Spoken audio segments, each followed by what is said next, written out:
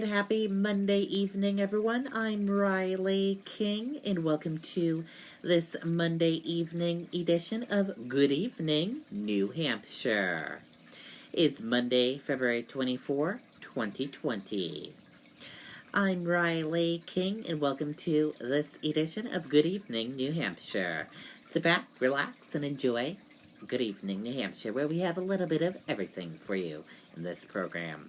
We're going to start with news first. We're going to start with your local news. In local news this evening, tractor trailer overturns, catches fire on I-93 in Canterbury, police say. Tractor trailer hauling gravel at the time of crash, police say. Take a look at this photo from News Cam 603. This is from the crash scene, as you can see.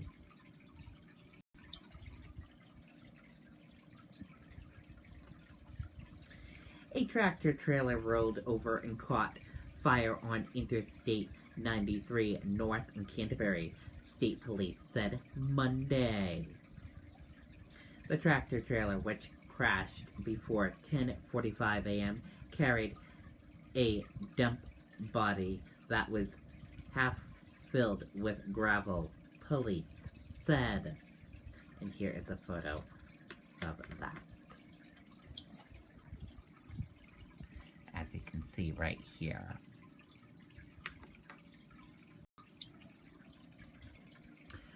One person was taken to the hospital for suspected minor injuries. Police said the driver went off the left side of the road. They are investigating. As of 12:30 p.m., 2 lanes of travel were shut down and traffic moved through the breakdown lane. And here is another photo from the scene. As you can see right here.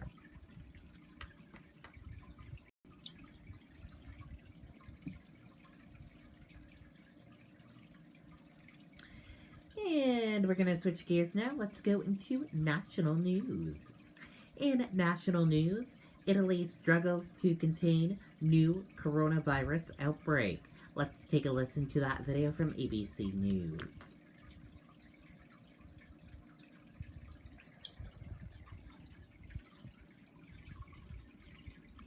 The coronavirus emergency.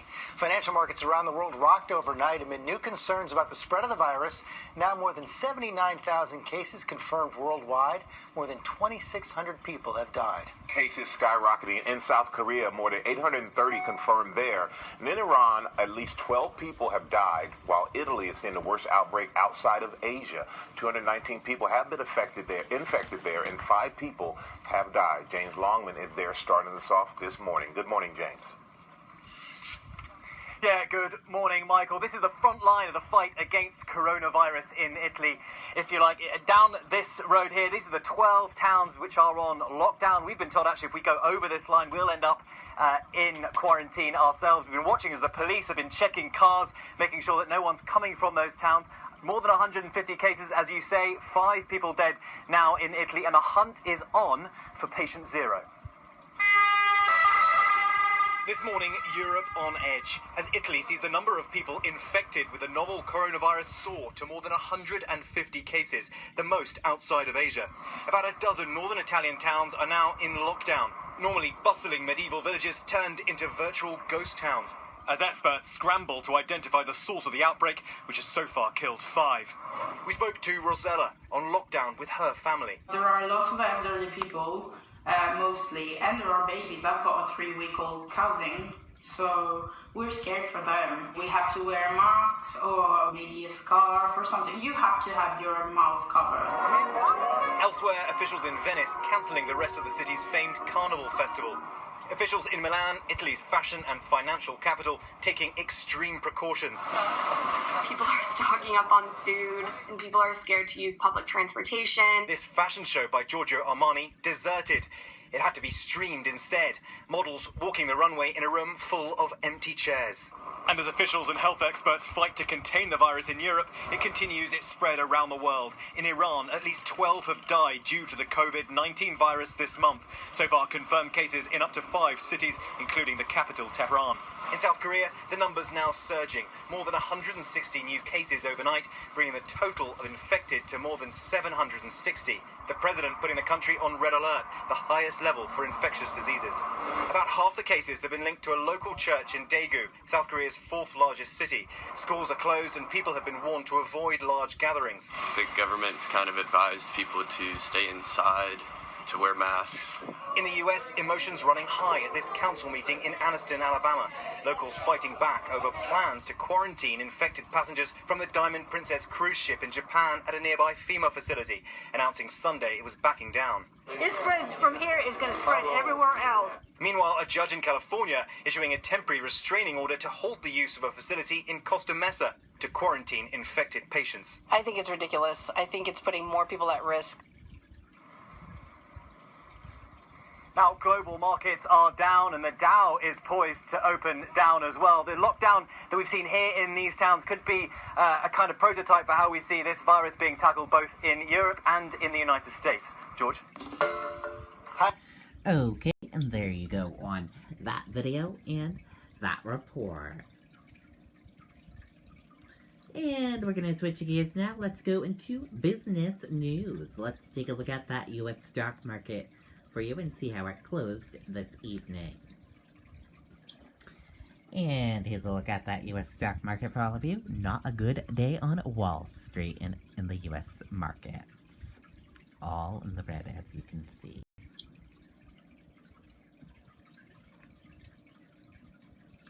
Dow plummages 1,000 points on coronavirus fears. 3.5% drop in worse than 2 years. Stocks fell sharply on Monday as number of coronavirus cases outside China surged, stoking fears of a prolonged global economic slowdown from the virus spreading. And we're going to switch gears now. Let's go into weather. What a gorgeous day outside today it was here in New Hampshire. Your weather right now is fair, 53 degrees. Sorry about that. And here's a look at that hourly forecast for all of you. 5 p.m. Mostly sunny, 53 degrees. 6 p.m. Mostly clear, 49 degrees. 7 p.m. Partly cloudy, 46 degrees. 8 p.m. Partly cloudy, 44 degrees. 9 p.m. Partly cloudy, 40 degrees. And 10 p.m. Partly cloudy, 38 degrees. And your weather for tonight. Partly cloudy early, followed by cloudy skies overnight. Low 33 degrees, winds light and variable. And now let's take a look at your traffic. And here's a look at the traffic this evening on your roadways across New Hampshire. And as you can see, not too bad on the roadways this evening. You have some yellow and red spots throughout New Hampshire, and a lot of green spots as well. So traffic's moving pretty good on this Monday evening. And we're going to switch gears now. Let's go into sports. In sports, Red Sox second baseman Dustin Pedroia placed on 60-day injury list. And we're going to switch gears now. Let's go into New Hampshire Life. In New Hampshire Life, let's take a look at your event calendar this evening. Team Trivia, 7 p.m. at Patrick's Pub and Eatery. Mansion Monday, Waterville Valley Home sports massive stone fireplace and 70-foot deck. Home features 5 bedrooms and 4.5 bathrooms. Let's take a look at that video.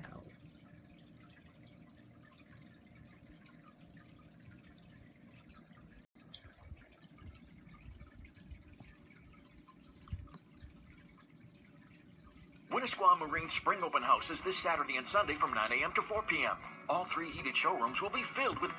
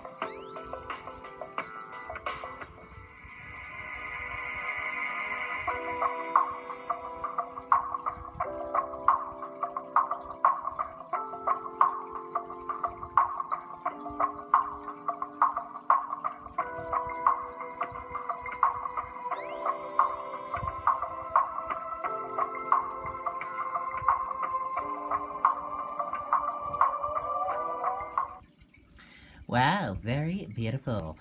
Right in Waterville Valley, New Hampshire. What a beautiful mansion. And we're going to switch gears now. Let's go into entertainment news. In entertainment news, why Gigi Hadid snapped on Jake Paul over Zayn. Let's take a listen to that video from Entertainment Tonight.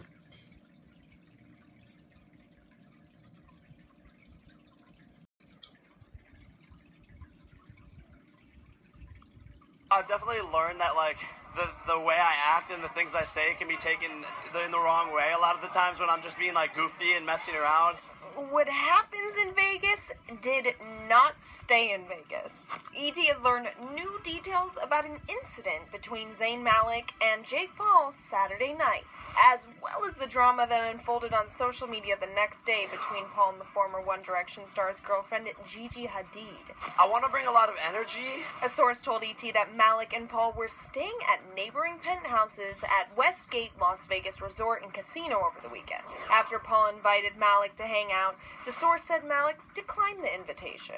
It's Hollywood and anything can happen. This led to Paul later tweeting out, quote, "Almost had to clap up Zayn from One Direction because he is a little guy and has an attitude, and basically told me to f*** off for no reason when I was being nice to him. Zayn, I know you're reading this. Stop being angry because you came home alone to your big hotel room. Haha." That's when Gigi replied to the tweet with, quote, "LOL, because he doesn't care to hang with you and your embarrassing crew of YouTube groupies. Home alone with his best friends like a respectful king because he has me, sweetie. Unbothered by your irrelevant, ugly go to bed. You have to treat yourself." Gigi was not in Las Vegas at the time of the incident, and Zayn has yet to comment. E.T. recently asked the YouTube star and now boxer about his plans for the future. I don't know what the future holds. Come on, come on. We'll see. I really don't know. If you asked me like 3 years ago, would I be standing here right now doing a interview about boxing and knocking kids out, I'd be like, absolutely not. I'm on Disney Channel and I'm a vlogger. So like, I don't know what the future holds, but you know, you never know. Okay, and there you go. And that does it for this evening edition of Good Evening New Hampshire. I hope you all enjoyed watching this edition of Good Evening New Hampshire. I'll see you back here next time for another edition of Good Evening New Hampshire. Have a wonderful Monday night, everyone, and goodbye.